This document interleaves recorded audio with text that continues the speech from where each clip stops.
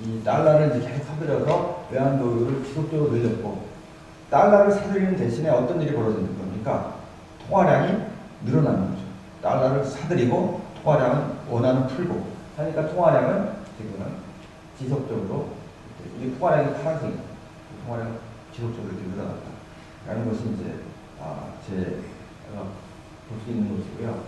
이런 과정에서 우리나라 통화 정책도 느슨할 수밖에 없었다.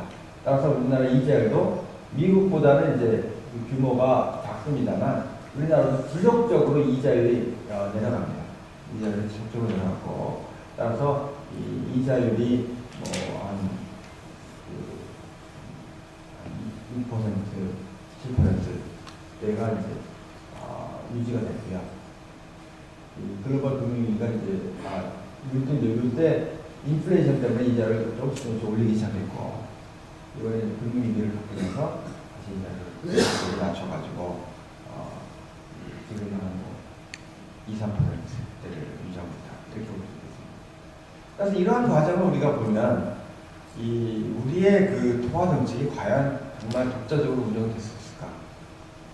그건 아니다.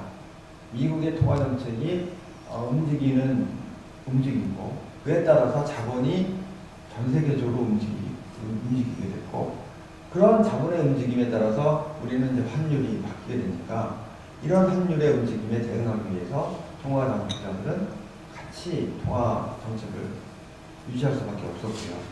그런 과정에서 우리나라도 미국에 따른 저금리를 유지했고, 이 저금리가 사실은 이 부동산 시장의 급격한 상승, 그래도 부동산 시장에서 엄청난 거품 같은 것을 가지고 있었죠.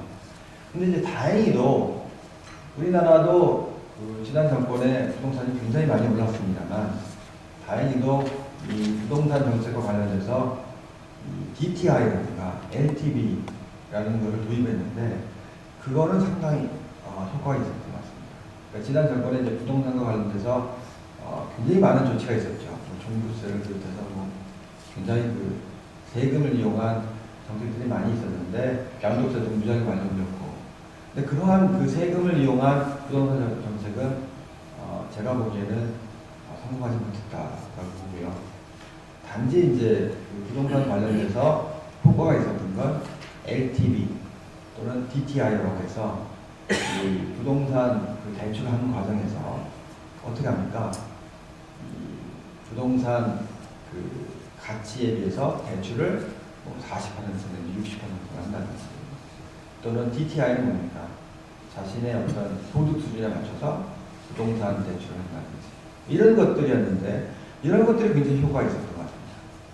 미국의 서브프라임 모기지 같은 것이 바로 이제 부동산 대출인데요. 그때는 어땠습니까? 100% 했습니다. 부동산이 100만 불이다. 그럼 100만 불 다 대출해 줍니다. 또 인컴 보지도 않았습니다.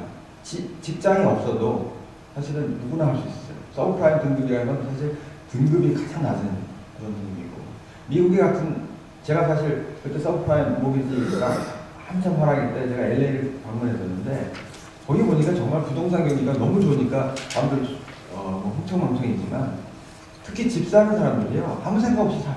아무 생각 없이 사고, 또 브로커들이 있어가지고 브로커들이 길거리에 있는 사람들을 그냥 모집해 갑니다. 마치 우리나라가 옛날에 그 카드 대란이 있을 때 길거리에서 카드 모집해서 카드 막 발급했듯이, 미국에서도 길거리에서 흑인 같은 사람들을 그냥 불러다가 너 그냥 집 하나 안 사겠냐, 이런 거야.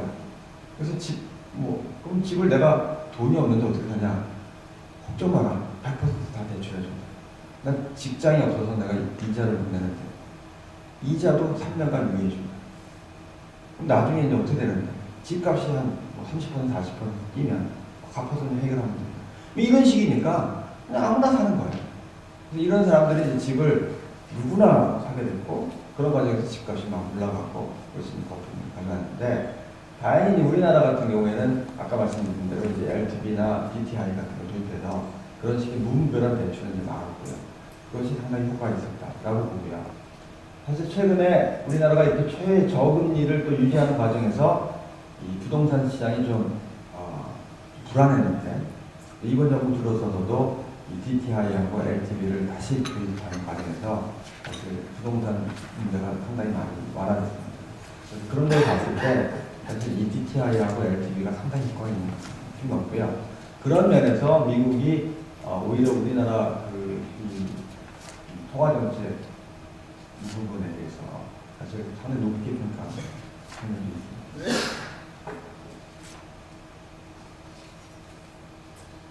그래서 그것이 이제 뭐 제가 지금 말씀드리려는 그 논의의 요지는 거의 뭐 말씀드렸는데 이런 식의 이제 과정 중에서 우리나라가 통화 정책을 독립적으로 유지할 수 없었다라는 것이 이제 문제고요. 근데 이제 이 통화 정책과 관련돼서 사실 하나 말씀드려야 될 것은 과연 이 물가 목표제, 물가 안정 목표제, 인플레이션 타겟팅이라는 것이 과연 옳은 정책이냐라는 겁니다.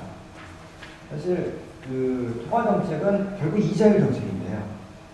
이자율의 변화를 통해서 이 물가가 오르면 아까 보지 않았습니까? 물가가 오르면 이자율이 오릅니다. 물가가 너무 내려가면 그때는 이제 뭐 이자를 낮춰도 되고 이런 식으로 해서 이제 물가에 반응해서 이자율을 변화시킵니다.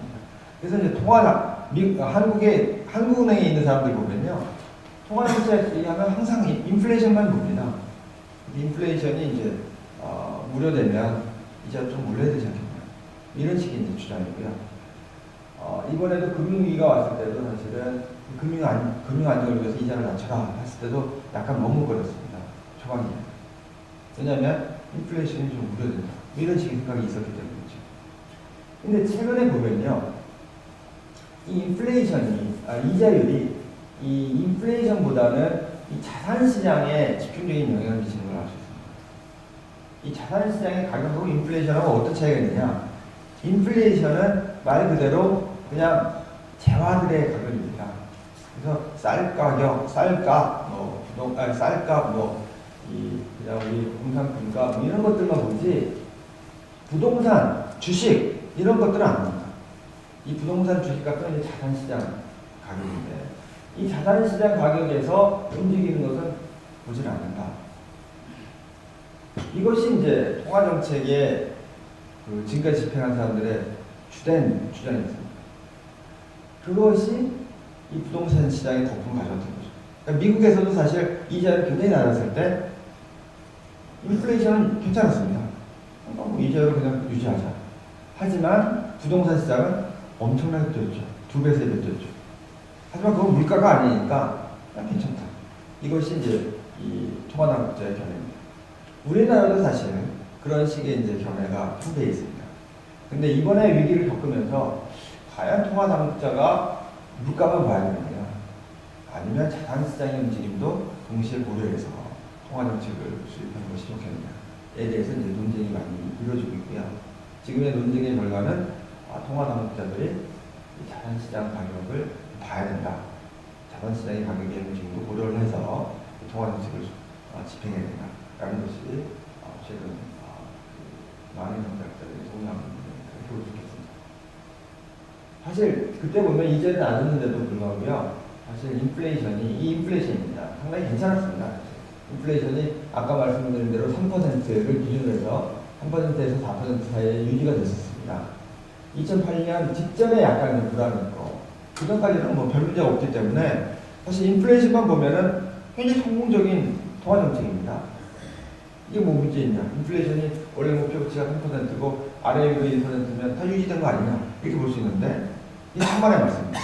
아까 말씀드린 대로 인플레이션뿐만 아니라 자산 가격의 문제를 본다면 자산 가격에서는 엄청난 버블이 생겼고 이런 버블은 통화정책 당국자들의 책임이다. 이렇게 볼 수 있는 것이죠. 여기 보시면 이게 우리나라 부동산 시장하고 이 주식 종합지수입니다. 그래서 주식 종합지수를 보시면요, 이 이자율이 낮아지고 나서 지속적으로 상승을 했죠. 2003년 이때 이제 주가지수가 한 500 정도밖에 안 됐습니다만 2000 얘기하지 않았습니까? 2000까지 2배 가까이 뛰었고 이 부동산 시장에서도 그 정도까지는 아닙니다만 상당한 수준.